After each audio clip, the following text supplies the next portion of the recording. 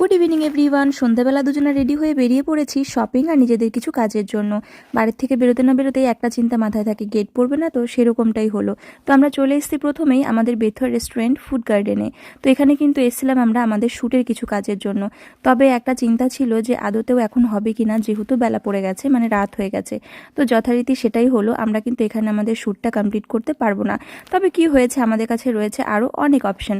তো ওখান থেকে আমরা চলে আসলাম আমাদের বেথুয়ারই একটা শপিং মল পি বাজারে। তো এখানে এখন উইন্টারে কিন্তু অনেক রকমের ডিসকাউন্ট চলছে।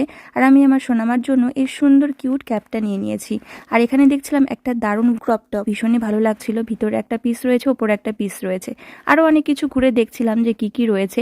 এর আগে এসেছিলাম তখন কালেকশনগুলো অত ভালো লাগছিল না, তবে আজকে অনেক কালেকশনই পছন্দ হচ্ছিল। ওখান থেকে আমরা চলে আসলাম বিরিয়ানির দোকানে। আর বেথুয়াতে বিরিয়ানি হাউসের বিরিয়ানি খেতে আমাদের খুবই ভালো লাগে। তবে দুর্গাপুজোর সময় একবার এসেছিলাম, তখন খুবই খারাপ ছিল খেতে। তাতে আর কি হয়েছে, বিরিয়ানির ওপর কি রাগ করে থাকা যায়? খুবই খুবই টেস্টি হয় বিরিয়ানি হাউসের বিরিয়ানি, মানে আমাদের কাছে তো খুবই ভালো লাগে।